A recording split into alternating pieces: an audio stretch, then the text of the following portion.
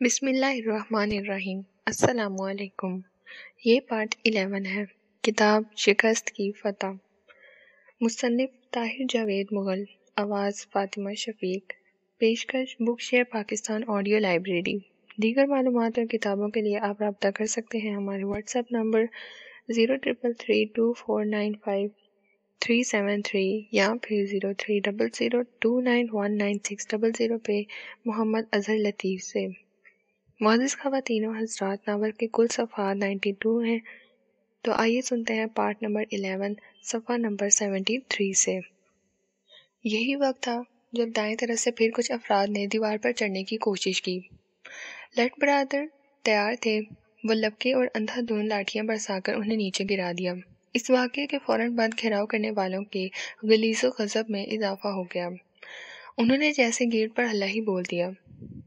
انگریزوں کے دور کا یہ قدیم گیٹ کسی قلعے کا دروازہ جیسا تھا۔ باؤنڈری وال کی طرح اس کے اوپر بھی نوکدار آہنی سلاخیں لگی ہوئی تھیں۔ یہ اوپر سے بند تھا اور اسے باندھا نہیں جا سکتا تھا۔ درجنوں افراد ایک ساتھ مل کر اسے دھکیلنے لگے اور وزنی چیزوں سے ضربے لگانے لگے۔ یہ دہشت ناک منظر تھا۔ ماموں مراد بھاگتے ہوئے ان کے پاس آئے۔ ان کا چہرہ آگ کی طرح سرخ تھا۔ وہ نور سمیت تینوں لڑکیوں سے مخاطب ہو کر بولے، یہاں کیا کر رہی ہو تم؟ چلو نیچے چلو، جب تک ہم نہ کہیں کوئی کمرے سے باہر نہ نکلے۔ وہ انہیں لے کر نیچے آ گئے۔ نیچے بھی کوہرام سا مچا ہوا تھا۔ آپی بطول بے ہوش ہو گئی تھیں۔ چھوٹی امی ان کی ہتھیلیوں کی مالش کر رہی تھیں اور ساتھ ساتھ پانی پلانے کی کوشش کر رہی تھیں۔ آنکھیں کھولو بطول، ہوش کرو۔ پھپھو ہاجرہ نے بےتاب ہو کر اسے جھنجھوڑا۔ اس کی آنکھیں بند رہیں، تاہم وہ ہولے ہولے کراہنے لگی۔ اب کیا ہوگا مراد؟ طاہرات نے دہشت زدہ لہجے میں پوچھا۔ کیا یہ لوگ بسمہ کی بات کر رہے ہیں؟ بسمہ کے رشتے کی؟ میں دوں گا ان کو رشتہ، بڑی اچھی طرح دوں گا۔ مراد پھنکارا اور کچن کے اندر سے ایک بڑی چھری نکال کر لایا۔ میں آنتیں نکال دوں گا اس کنجر ابدال کی اور اس کے باپ کی، مار ڈالوں گا سب کو۔ وہ جیسے غصے سے دیوانہ ہو کر احاطے کی طرف بڑھا۔ عورتیں ایک ساتھ چلائیں۔ ان کی پکار سن کر چوکیدار اور دیگر افراد ان کی طرف متوجہ ہوئے۔ مراد کے انداز سے لگتا تھا کہ وہ گیٹ کا چھوٹا دروازہ کھول کر باہر نکلنا چاہتا ہے اور باہر نکلتے ہی ابدال کا پیٹ پھاڑ کر دے گا۔ شرجیل بھی اس کے عقب میں تھا۔ 3-4 افراد نے مراد سے لپٹ کر اسے روک لیا اور کھینچ کر واپس برآمدے میں لے گئے۔ تایا خلیل نے مراد کو بڑی طرح ڈانٹا۔ پھر انہوں نے نور کے ابا جان سے کہا، اشفاق، تم ان لڑکوں کو لے کر اندر چلے جاؤ۔ ہم بات کر رہے ہیں، اس طرح کام اور خراب ہو جائے گا۔ چھت پر سے ہونے والی خشک باری اب رک گئی تھی اور اس کی وجہ یہی تھی کہ فی الحال باہر سے دیوار پر چڑھنے کی کوشش بھی نہیں ہو رہی تھی۔ نور نے دیکھا تایا ابا اور مہمان خانے سے نکلنے والے 2 روب افراد گیٹ کے پاس کھڑے تھے۔ گیٹ کا چھوٹا وزن کھلا ہوا تھا اور بات چیت ہو رہی تھی۔ یہ بات چیت یقیناً تکرار کی شکل میں تھی، لیکن آواز بلند نہیں تھی۔ حویلی کے زیادہ تر مرد اور لڑکے چھت پر تھے۔ اگر باہر موجود مشتعل لوگوں میں سے کوئی باؤنڈری وال کی نوکداری سلاخیں پھیلانے کی کوشش کرتا تو وہ اسے روکنے کے لیے تیار تھے۔ چند منٹ بعد تایا جان اور ابا جان ستے ہوئے منہ سے حویلی کے اندرونی حصے میں واپس پہنچ گئے۔ ملازم خدا بخش کے ہاتھ میں ایک گول تشتری تھی۔ تانبے کی اس منقش تشتری میں قریباً 1 درجن دیے پڑے تھے۔ مٹی کے ان دیوں میں سے کچھ الٹے تھے اور کچھ سیدھے۔ خدا بخش نے اس دل گرفتہ انداز میں یہ تشتری میز پر رکھ دی اور بیزار سا ایک طرف کھڑا ہو گیا۔ یہ کیا ہے تایا ابا؟ بطول نے سراسیمہ لہجے میں پوچھا۔ تایا ابا گمسم رہے پھر خدا بخش سے بولے، تم ہی بتاؤ چاچا۔ خدا بخش گمبھیر آواز میں بولا، اس کو نیاں کی رسم کہتے ہیں جی، پرانے وقتوں سے چلی آ رہی ہے، کچھ لوگ مانتے ہیں کچھ نہیں مانتے۔ یہ ہے کیا؟ چھوٹی امی زلفت نے استفسار کیا۔ خدا بخش نے پریشان نظروں سے نور کی دادی اماں اور پھپھو ہاجرہ کی طرف دیکھا۔ دادی اماں کا رنگ مٹی ہو رہا تھا اور ہاتھ پاؤں کپکپا رہے تھے۔ وہ تانبے کی تشتری اور دیوں کی طرف ہی دیکھ رہی تھی۔ خدا بخش نے ان کے اٹکتے لہجے میں کہا، رشتے ناتے یا پھر لین دین کے معاملے میں جب کوئی بڑا جھگڑا ہوتا ہے تو حضرت امنالے والے کی رائے جاننے کی کوشش کی جاتی تھی۔ تعلیم میں 12 دیے رکھے جاتے ہیں اور رکھنے والا یہ کہتا ہے کہ اگر وہ حق پر ہے تو پھر دیے اس پر گواہی دیں۔ یہ دیے مزار کی ایک محراب میں رکھ دیے جاتے ہیں۔ یہ وہی سوراخ محراب ہے جو مزار کی دائیں جانب پتھر کی جالی کے پاس نظر آتی ہے۔ محراب میں رکھنے سے کیا ہوتا ہے؟ انگلینڈ پلٹ احسان نے پوچھا۔ یہ محراب دراصل ایک چھوٹی سی کھڑکی ہے جس میں ہر وقت ہوا آتی رہتی ہے۔ شام کے بعد چلنے والی ہوا اس میں سے کچھ دیر دیے بجھا دیتی ہے اور کچھ جلتے رہنے دیتی ہے۔ اگر زیادہ دیے جلتے رہیں تو مطلب یہ ہوتا ہے کہ نیا لینے والا حق پر ہے۔ یہاں بھی چودھری تغلو نے نیا لیا ہے اور کہتا ہے کہ میں حق پہ ہوں۔ یہ دیے جو اوندھے پڑے ہیں ان کا کیا مطلب ہے؟ بیگم زلفت نے پوچھا۔ یہ وہ ہیں جو بجھ گئے تھے، خدا بخش نے جواب دیا۔ نور نے اوندھے پڑے دیے گنے، وہ 4 تھے۔ اس کا مطلب یہ تھا کہ 4 دیے بجھے تھے اور 8 جلتے رہے تھے۔ یہ فال ہی کی کوئی قسم تھی۔ اس کے بارے میں اور اس طرح کی کئی رسموں کے بارے میں نور نے پہلے بھی سن رکھا تھا۔ شرجیل بولا، یہ تھالی بھی تو یہ خبیث ہی لے کر آئے ہیں، ہمیں کیا پتہ کہ کتنے جلے اور کتنے بجھے، اور آپ خود ہی تو کہہ رہے ہیں کہ بہت سے لوگ اس نیا شیعہ کو مانتے ہی نہیں۔ فدا حسین نے مدھم آواز میں کہا، نکاح خواہ مولوی شمس بھی ساتھ ہیں، وہ گواہی دے رہے ہیں کہ نیا ہوا ہے۔ یہ سب کیا بےہودگی ہے، میری سمجھ میں تو کچھ نہیں آ رہا۔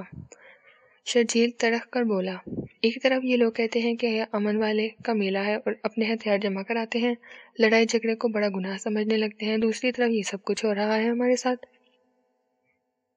خدا بخش مری آواز میں بولا، اس لیے تو یہ نیا وغیرہ ہے، کیا ہے ان لوگوں میں؟ وہ کہتے ہیں کہ اس رسم کے بعد انہیں یہ سب کچھ کرنے کی اجازت مل گئی ہے۔ مراد نے نفرت سے ایک طرف تھوک دیا۔ شرجیل نے کہا، پرسوں ایک متولی کہہ رہا تھا میلے پر کبھی بارش نہیں ہوئی، یہ مزار والے کی کرامت ہے، اور شام کو جب بارش شروع ہوئی تو وہی متوالی اسے رحمت کہہ رہا تھا اور خیال ظاہر کر رہا تھا کہ اس مرتبہ اوپر والے نے ظاہروں کے گناہ دھونے کا فیصلہ کیا۔ بس یہ وہم اور بیکار عقیدے ایسے ہی لمبی لمبی جڑوں والے ہوتے ہیں۔ تایا ابا نے کہا، بے شک یہ ایک اللہ والے کا مثال ہے اور وہ بلند پایا ہستی تھے، مگر ایسی پاک جگہوں پر اپنے کاروبار چمکانے والے لوگ نت نئی حقائقیں گھڑتے ہیں اور لوگوں کو بے وقوف بناتے ہیں۔ مراد نے غصے میں تشتری کو ہاتھ مار کر دور ہٹا دیا۔ میں نہیں مانتا ان فال و چالوں کو، یہ لوگ بس بدمعاشی کر رہے ہیں، زور دکھا کر اپنی بات منوانا چاہتے ہیں۔ ہماری بیٹی کو ایک گاجر مولی نہیں جو یہ اکھاڑ کر لیے جائیں گے، ان کو ہماری لاشوں پر سے گزرنا ہوگا۔ وہ ہمیشہ سے غصے والا تھا اور اس وقت اس کا غصہ آسمان کو چھو رہا تھا۔ مولوی اشفاق مہر بھی بلڈ پریشر کے مریض تھے، ان کا چہرہ سرخ انگاروں ہو رہا تھا، وہ سانس پھولی ہوئی تھی۔ شاید اسی لیے تھوڑی دیر پہلے بڑے بھائی خلیل مہرا نے انہیں بہانے سے کمرے میں بھیج دیا تھا۔ خلیل مہرا نے مراد کو ایک بار پھر ڈانٹا، یہ جوش کا نہیں ہوش کا وقت ہے، انہوں نے حویلی کو چاروں طرف سے گھیرا ہوا ہے، رات کا وقت ہے، بارش ہو رہی ہے، نہ اس طرف کسی نے آنا ہے نہ جانا ہے، ہم کو یہ لوگ باہر نہیں نکلنے دیں گے، ہمیں ٹھنڈے دل سے سوچنا چاہیے۔ مراد نے ایک بار پھر تحش بھری نظروں سے تانپنے کی تشتری میں اور اس میں سیدھے اور اوندھے پڑے مٹی کے دیوں کو دیکھا اور بولا، لیکن میں ان بے کار رسموں کو نہیں مانتا، یہ لوگ بس اپنا الو سیدھا کرنے کے لیے ان رسموں کا سہارا لیتے ہیں۔ یہ رسم نہ ہوتی تو کوئی اور ہوتی، کوئی اور فال ہوتی، ان لوگوں نے ہم پر چڑھائی کرنا ہی کرنا ہے۔ عمر رسیدہ ملازم خدا بخش نے کہا، بیٹا تم ٹھیک کہہ رہے ہو، ان رسموں کے بہت سے نقصانات ہیں پر کچھ فائدے بھی تو ہوتے ہیں۔ اب یہی دیکھو کہ اگر اسلحہ جمع کرانے کا رواج نہ ہوتا اور لوگ اس پر پورا یقین نہ رکھتے تو اب تک یہاں بہت نقصان ہو گیا ہوتا۔ نقصان کیا، دونوں طرف سے ہی کئی لاشیں گر گئی ہوتی، خلیل مہرا صاحب نے تائید کی۔ یہی وقت تھا جب احاطے کی طرف سے کچھ ٹوٹنے اور گرنے کی آواز آئی، رکھوالی کے کتوں نے شور مچایا اور مختلف آوازیں بھی سنائی دیں۔ چند سیکنڈ بعد بوڑھا ملازم فدا حسین ہامتا ہوا اندر آیا، خلیل مہرا سے مخاطب ہو کر بولا، مالک انہوں نے رستے ڈال کر ایک طرف سے دیوار کا جنگلہ گرا دیا ہے، لگتا ہے کہ وہ اوپر چڑھنے کی کوشش کریں گے۔ خلیل مہرا، اشفاق مہرا اور مراد اور دیگر افراد احاطے کی طرف لپ گئے۔ نور، مہرین اور دیگر لڑکیوں نے کھڑکی سے جھانکا، صاف طور پر تو دکھائی نہیں دیا مگر اندازہ ہوا کہ بلند باؤنڈری وال کے بالائی حصے پر لگی نوکدار سلاخوں والی بار کا کچھ حصہ دکھائی نہیں دے رہا، وہاں سے بار اکھاڑ دی گئی تھی۔ جیسا کہ بعد میں پتہ چلا کہ موٹے آہنی تار کی مدد سے اس بار پر کمان ڈالی گئی تھی اور اس کمان کو جھٹکے دے دے کر قریباً 15-20 فٹ چوڑائی کا ایک ٹکڑا نیچے گرا دیا گیا تھا۔ اب اس حصے سے باؤنڈری وال پر چڑھنا آسان ہو گیا تھا۔ بہرحال ابھی یہاں سے چڑھنے کی کوشش نہیں ہو رہی تھی، شاید یہ کارروائی صرف دباؤ ڈالنے کے لیے کی گئی تھی، اگر ان کی بات نہیں مانی گئی تو وہ ہر حد تک گر جائیں گے۔ گیٹ کے مختصر روزن میں سے ایک بار پھر دو طرفہ گفتگو شروع ہو گئی۔ یہ مستطیل روزن چوڑائی میں 2 فٹ کے قریب اور اونچائی میں صرف 7-8 انچ تھا۔ تانبے کی تشتری بھی اسی خلا سے اندر بھیجی گئی تھی۔ گیٹ پر ہونے والی گفتگو قریباً 10 منٹ تک جاری رہی۔ بارش کی بوچھاروں کی طرح کبھی لہجے مدھم اور کبھی تند و تیز ہو جاتے تھے۔ شرجیل اندر آیا تو سب عورتیں اس کے گرد اکٹھی ہو گئیں۔ کیا بات ہوئی شرجیل؟ طاہرات نے بیٹے سے پوچھا۔ بس ہو رہی ہے، اس نے مختصر جواب دیا، لہجے میں مایوسی تھی۔ کچھ ہمیں بھی تو بتاؤ، شاید کوئی اچھا مشورہ ہی دے دیں۔ بیگم سلفت نے استفسار کیا۔ خالہ عریفہ نے بھی ساتھ دیا، سب کے رنگ زرد تھے۔ وہ خبیث اپنی بات پر اڑے ہوئے ہیں۔ شاید وہ کچھ اور بھی کہتا مگر بسمہ کی طرف دیکھ کر بات ادھوری چھوڑ دی۔ وہ بیچاری پہلے ہی ہلدی ہو رہی تھی۔ خالہ عریفہ بسمہ کو اپنے ساتھ لے کر دوسرے کمرے میں چلی گئیں۔ ان کے جانے کے بعد شرجیل نے جو کچھ بتایا اس سے پتہ چلا کہ چودھری تغرل اور اس کے ہمنوا بسمہ کے حوالے سے 1 انچ بھی پیچھے نہیں ہٹ رہے۔ وہ اسی وقت نکاح اور رخصتی چاہ رہے ہیں۔ ابا جان، چچا جان اور دیگر اس کوشش میں ہیں کہ کم از کم آج رات کے لیے اس معاملے کو ٹال دیا جائے اور کل پنچایت میں اس کا حل نکالا جائے، لیکن یہ ہوتا نظر نہیں آ رہا تھا۔ باہر سے ایک دم شور بلند ہوا اور مار دھاڑ کی آوازیں آئیں۔ لڑکیاں چلا اٹھیں۔ شرجیل بھی احاطے کی طرف دوڑا۔ وہاں باقاعدہ لڑائی کا منظر تھا۔ باہر کے لوگوں نے جس جگہ سے باؤنڈری وال کی نوک دار گرل اکھاڑی تھی، اب وہاں سے کچھ افراد اوپر چڑھنے کی کوشش کر رہے تھے۔ حویلی کے مرد لاٹھیوں اور کلہاڑیوں سے ان پر حملہ آور ہوئے تھے۔ بجلی چمکی اور چند ساعتوں کے لیے قرب و جوار روشن کی طرح عیاں ہو گئے۔ نور نے دیوار کا منظر دیکھا۔ یہ ایک جنگی منظر جیسا تھا۔ کم از کم 4-5 افراد تھے جنہوں نے چوٹ سے بچنے کے لیے سروں پر بھاری پگڑیاں کس رکھی تھیں اور دیوار پھاڑنے کی کوشش میں تھے۔ ان پر چھت پر سے اینٹیں برس رہی تھیں اور احاطے میں موجود افراد لمبی لاٹھیوں سے انہیں نیچے گرانے کی کوشش کر رہے تھے۔ مطلب یہی تھا کہ بات چیت ناکام ہو گئی ہے اور اب وہ لوگ ہر صورت اندر گھسنا چاہتے ہیں۔ ان کے للکارے خوفناک تھے۔ وہ گندی گالیاں دے رہے تھے اور اندر موجود عورتوں کے لیے غلیظ الفاظ استعمال کر رہے تھے۔ بسمہ، بطول اور ماموں کی لڑکیوں نے رونا شروع کر دیا۔ طاہرات سجدے میں گر گئی اور جان آبرو کی سلامتی کے لیے گڑگڑانے لگیں۔ دادی اماں کا برا حال تھا اور ان کو سنبھالتے سنبھالتے پھپھو حاجرہ خود بھی نیم جان ہو رہی تھیں۔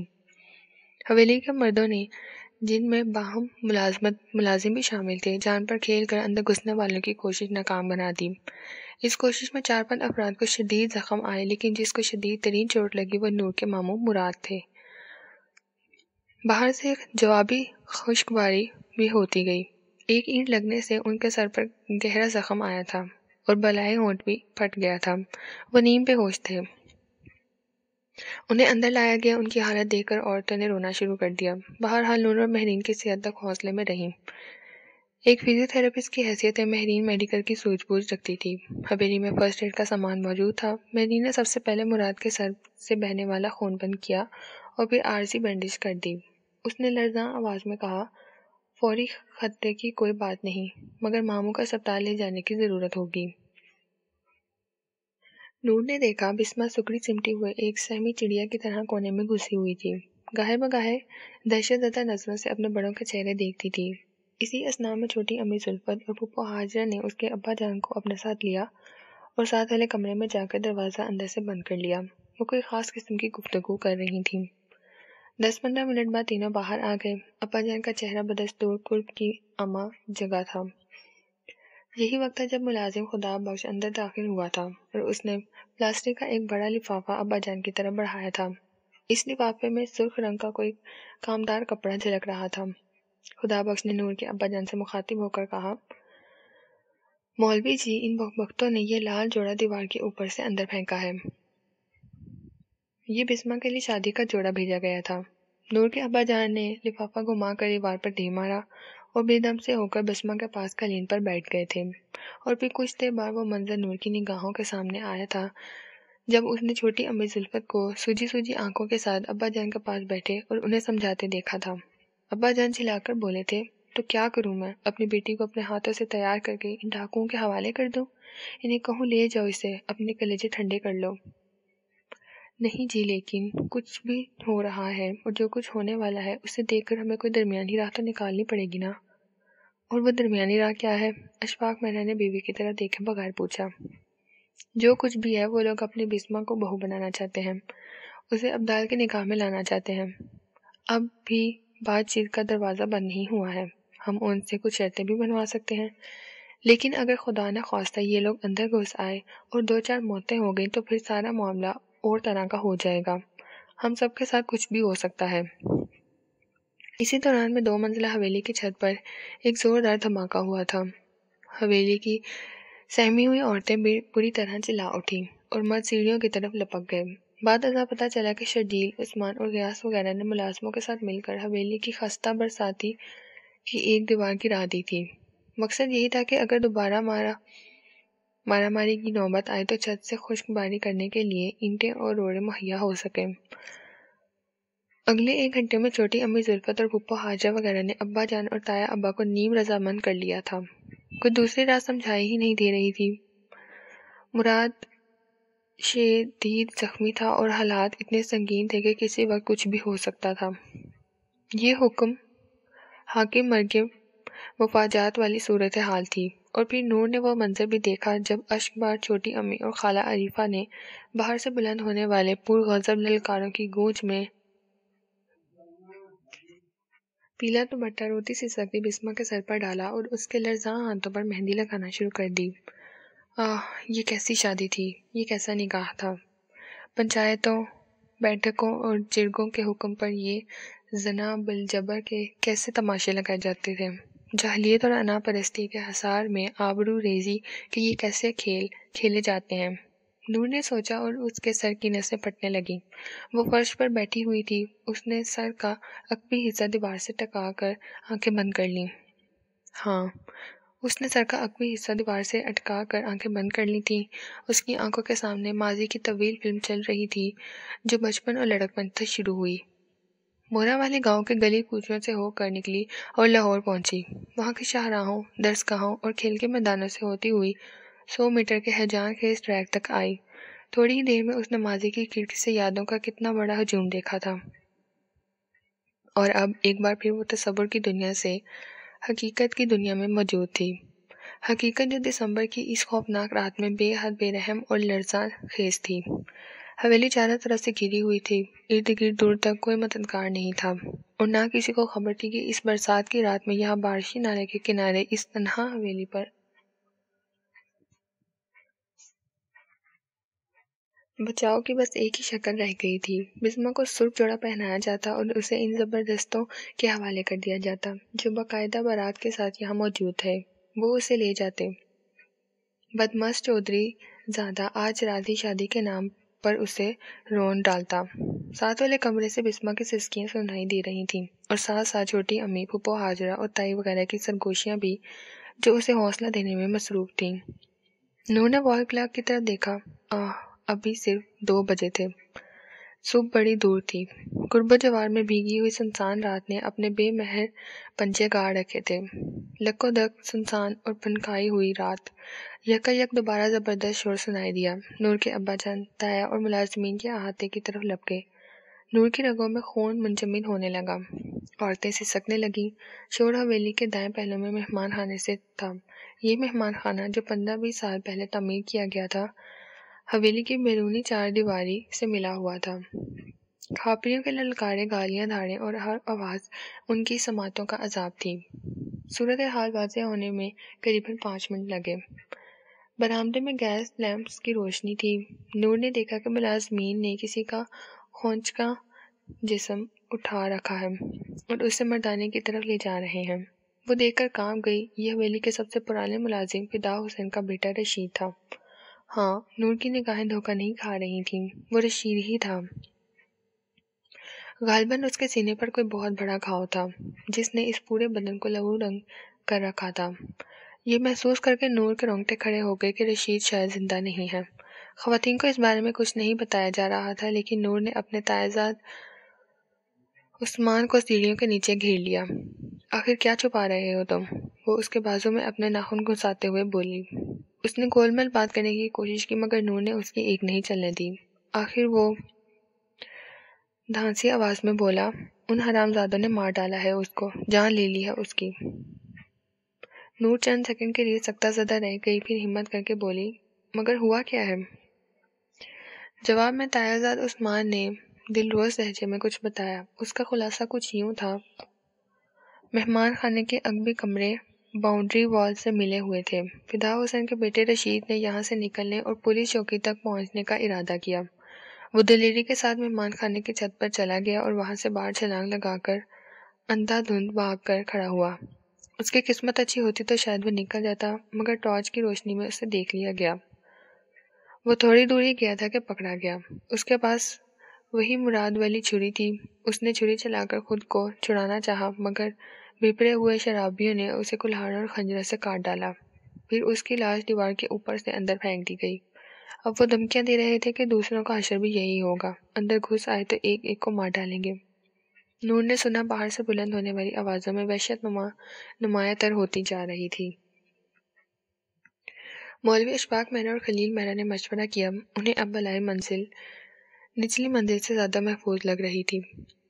لڑکوں نے بھی یہی مشورہ دیا۔ مولوی اشفاق عورتوں کو لے کر دوسری منزل پر آ گئے۔ ان کی ہدایت پر نور کی دادی اماں کو ایک کرسی پر بٹھایا گیا اور شجیل، عثمان، غیاث وغیرہ کرسی اٹھا کر دوسری منزل پر لے گئے۔ سیڑھیاں چڑھتے وقت دادی اماں کو رونے کی آوازیں آئیں۔ انہوں نے اس بارے میں پوچھا تو مولوی اشفاق نے انہیں گول مول سا جواب دیا۔ یہ آوازیں دراصل فدا حسین اور اس کی بیوی کی تھیں۔ اپنے بچے کی دردناک موت نے انہیں نوحہ کنا رکھا تھا۔ اشفاق صاحب بالائے منزل پر پہنچ گئے۔ وہ دکھ اور تشویش کی انتہا پر تھے۔ ایک طرف بے گناہ بیٹی اور اس پر ہونے والے ظلم و ستم کا تصور تھا، دوسری طرف اپنے پورے خاندے کی جان اور آبرو تھی۔ وہ کچھ فیصلہ نہیں کر پا رہے تھے۔ بسمہ کو اس کی پھوپھو ہاجرہ اور چھوٹی امی نے سرخ جوڑا تک پہنایا دیا تھا، مگر حتمی فیصلے کی ہمت ابھی تک کوئی نہیں کر پا رہا تھا۔ اشفاق صاحب صوفے پر بیٹھ گئے۔ لڑزتی کانپتی بسمہ ان کی بائیں جانب اور بطول دائیں جانب تھی۔ مہرین اور ماموزاد سلیمہ ان کے قدموں میں قالین پر بیٹھی تھیں۔ اشفاق صاحب نے بسمہ اور بطول کو اپنے ساتھ لگا رکھا تھا۔ ارے نور کہاں ہے؟ پھوپھو حاجرہ نے کہا۔ کمرے کے دروازے سے بڑی نور نور انہوں نے آوازیں دیں۔ اشفاق صاحب کی بیگم زلفت بھی اٹھ کر ادھر ادھر دیکھنے لگی۔ کہاں گئی وہ؟ بطول نے بھی بے قراری سے کہا۔ اشفاق صاحب کچھ بڑھائے اور اٹھ کر برآمدے میں آ گئے۔ بارش کچھ دیر کے لیے رک گئی تھی۔ بادل پھٹے تھے اور پوری رات کا چاند جھانکنے لگا تھا۔ اشفاق صاحب نور کو دیکھتے ہوئے آگے بڑھے۔ مہرین بھی ان کے ساتھ تھی۔ کچھ ہی فاصلے پر مہمان خانے کا سنگل سٹوری پورشن دکھائی دے رہا تھا۔ چھت پر لگائے ہوئی ٹی وی اینٹینا چاندی میں چمک رہا تھا۔ اچانک ایک منظر نے اشفاق صاحب کو جکڑ لیا۔ ان کی ساری حسیات جیسے سمٹ کر ان کی آنکھوں میں آ گئی۔ انہوں نے ایک ایسا منظر دیکھا جس پر ان کی اپنی ہی نگاہوں کو بھروسہ نہیں ہوا۔ کیا وہ جھانکتی آنکھوں سے کوئی خواب دیکھ رہے تھے؟ وہ مہمان خانے کی چھت کے نیچے پرالی کے ایک ڈھیر پر چھلانگ لگا رہی تھی۔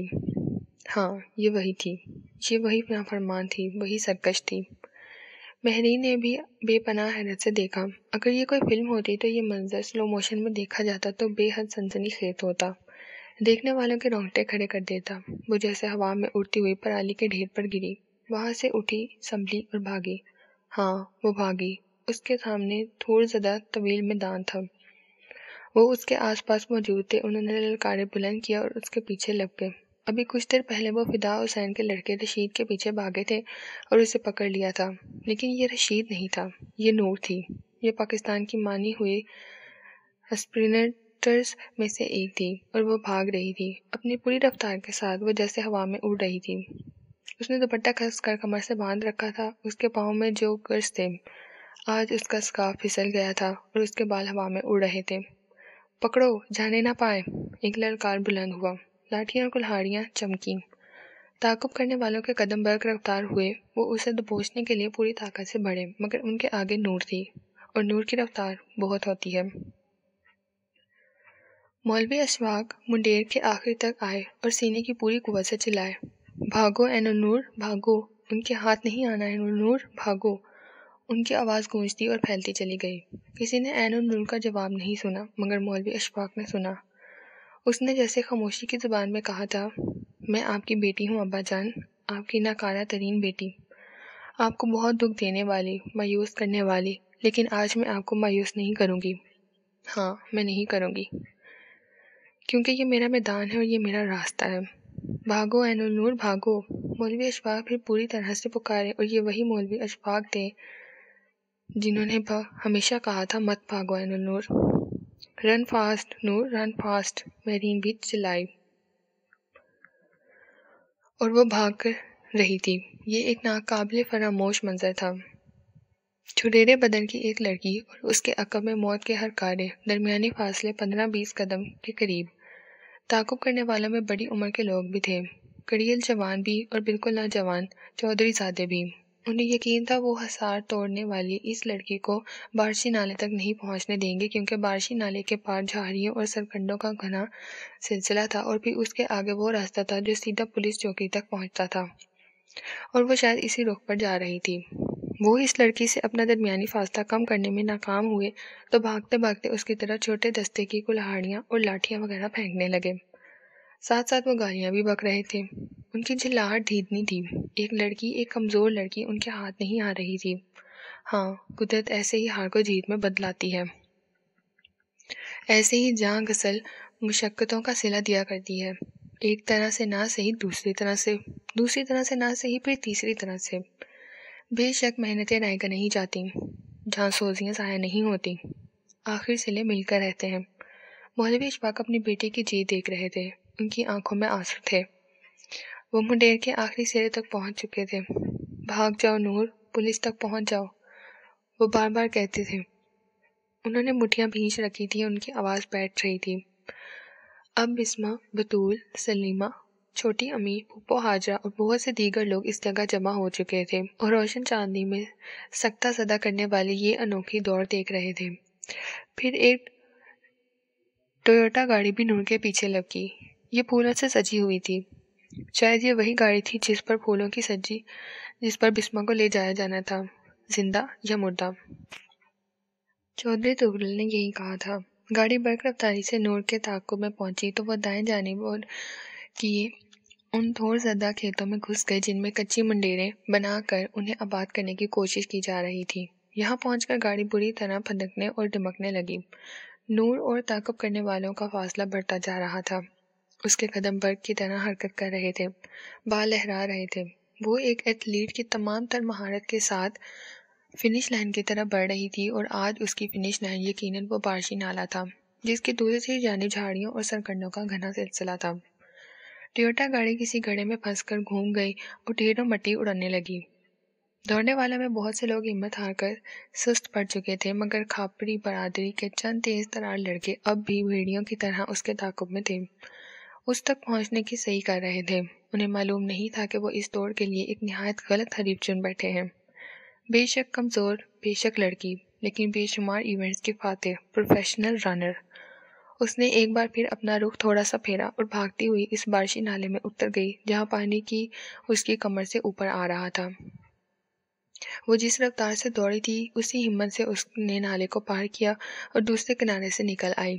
اس کے پیچھے نالے میں کودنے والے نوجوان کھاپریوں کو ابھی کنارے تک پہنچنے میں کم از کم 1 منٹ درکار تھا۔ یہ 1 منٹ نور کے لیے بہت زیادہ تھا۔ نور نے نالے کی ٹیالے سرد پانی میں سے نکل کر کنارے پر چڑھنے میں دیر نہیں لگائی۔ اس نے مڑ کر دیکھا، چاندنی میں ان کھاپریوں کے ہیوے صاف نظر آ رہے تھے جنہوں نے اس کے پیچھے برساتی نالے میں چھلانگیں لگائی تھیں۔ وہ ابھی نصف پار تک ہی نہیں پہنچے تھے۔ انہیں نور تک پہنچنے کے لیے کم و بیش 1 منٹ درکار تھا، اور 1 منٹ میں 60 سیکنڈ ہوتے ہیں۔ وہ جب بے دلی کے ساتھ بھی بھاگتی تھی تو 12.15 سیکنڈ میں 100 میٹر طے کر لیتی تھی۔ اس نے ایک لمحہ ضائع کیے بغیر پھر دوڑنا شروع کر دیا۔ اب وہ اندھا دھند تو نہیں بھاگ رہی تھی، مگر پھر بھی رفتار خاصی تیز تھی۔ اس کے ارد گرد اب خربرو جھاڑیاں تھیں اور 10-12 فٹ سربلند سرکنڈے تھے۔ وہ جانتی تھی کہ وہ اسے پکڑ نہیں سکیں گے، شاید آج سے کوئی بھی نہیں پکڑ سکتا۔ آج اس کے کانوں میں اس کے ابا جان کی آواز پڑی تھی، یقیناً وہ اس کے ابا جان کی آواز ہی تھی۔ جب اس نے چاول کی چھال کے ڈھیر پر چھلانگ لگائی اور اپنے پاؤں کو پوری رفتار سے حرکت دی، اس نے مہمان خانے کی چھت سے یہ آواز سنی تھی۔ انہوں نے پکار کر اسے بھاگنے کا اور کھاپریوں کے ہاتھ نہ آنے کا کہا تھا۔ وہی تو تھے جو عین النور کے نام سے پکارتے تھے۔ بے شک یہ وہی تھے۔ اس آواز نے نور کے حوصلوں کو پہاڑ کر دیا تھا۔ اسے لگا تھا کہ آج اسے کوئی نہیں چھو سکے گا، اور کوئی نہیں چھو سکا تھا۔ اب بھی وہ پوری ہمت کے ساتھ بھاگ رہی تھی۔ اس کے کپڑے سخت سردی میں نالے کے پانی سے بھیگ کر اس کے جسم سے چپک گئے تھے، مگر شدید جسمانی مشقت کے سبب اس کے ذہنی جسم کو بالکل سردی محسوس نہیں ہو رہی تھی۔ فقط شانوں اور چہرے کے ہوا کے تھپیڑے لگ رہے تھے۔ اسے ڈر صرف اس بات کا ہی تھا کہیں عقل سے بھپڑے ہوئے کھاپری اس پر کوئی فائر نہ کر دیں۔ ابھی تک تو خیریت گزر رہی تھی اور اسے لگتا تھا کہ خیریت ہی رہے گی۔ یم نالے کے میلے کے دن تھے۔ علاقے کے بدترین افراد بھی نسلوں سے چلے آنے والے رواج کے مطابق فائر ہونے والے ہتھیاروں کو چھوٹا گناہ سمجھتے تھے۔ وہ جانتی تھی کہ وہ سیدھی پولیس چوکی کی طرف جا رہی ہے۔ کل دوپہر اس نے آسمانی جھولے کی بلندی سے جو فضائی مناظر دیکھا تھا وہ اس کی مدد کر رہا تھا۔ پھر بھاگتے بھاگتے ایک دم اور خیال اس کے ذہن میں آیا اور وہ ڈر گئی۔ میلے کے دنوں میں علاقے میں آتشی ہتھیار ممنوع ہو جاتے تھے۔ کیا پولیس والوں کے پاس بھی ہتھیار نہیں ہوتے تھے؟ اس بارے میں اسے ٹھیک سے کچھ نہیں پتا تھا، لیکن اگر پولیس والوں کے پاس بھی ہتھیار نہیں تھے تو وہ بپرے ہوئے ہجوم اور جنونی کھاپریوں کو کیسے روک سکتے تھے؟ اس نے اپنی شلوار کے پانچوں کو جرابوں میں گھسا کر ٹراؤزر کی شکل دے رکھی تھی۔ جوگرز کے تسمے بھی کس کر باندھ رکھے تھے، پھر بھی ایک جگہ اس کا پاؤں کسی چیز سے الجھا اور وہ گرتے گرتے بچی۔ چاندنی پھر ایک دم اوجھل ہو گئی تھی اور اسے تیز بھاگنے میں دشواری محسوس ہو رہی تھی۔ وہ پروفیشنل اسٹیمنا کی مالک ہونے کے باوجود ہانپ رہی تھی، مگر اسے پتا تھا کہ اب چوکی زیادہ دور نہیں ہے، شاید 1-2 منٹ کا فاصلہ تھا۔ یہی وقت تھا جب اسے عقب سے ایک فائر سنائی دیا۔ ذوالقرنین کا دل شام سے ہی کچھ کھڑا ہوا تھا۔ اسے بے نام سی اداسی اس پر حاوی ہو رہی تھی۔ رات گہری ہونے کے ساتھ ساتھ گرج چمک اور بارش کا سلسلہ بھی بڑھتا چلا گیا۔ ذوالقرنین کو کسی کربٹ چین نہیں آ رہا تھا۔ وہ یہاں سے چلے جانا چاہتا تھا، ابھی اسی وقت۔ نور کی مسلسل سرد مہری نے ذوالقرنین کو جیسے اس کی اپنی نظروں سے ہی گرا دیا۔ کسی وقت اسے یوں لگتا تھا کہ وہ گرے پڑے لڑکوں کی طرح وہ کام کر رہا ہے جسے عرف عام میں بھونڈی کہا جاتا ہے۔ وہ اسلام معاشرہ کا ٹھیکیدار بنتا اور اپنے دل کے ہاتھوں اتنا مجبور تھا کہ کسی موہوم امید کے سہارے نور کے پیچھے یہاں مورا والے تک چلا آیا تھا۔ بے شک میلہ دیکھنے کی دعوت سے پچھلے سال اشفاق مہرا صاحب نے بھی دی تھی اور یہ معقول بہانہ تھا۔ جو کچھ اس کے دل میں تھا وہ ذوالقرنین اچھی طرح جانتا تھا۔ صفحہ نمبر 83 کا پارٹ 2 اختتام پذیر ہوتا ہے۔ ناول شکست کی فتح کا بقیہ حصہ پارٹ 12 پہ سماعت فرمائیے۔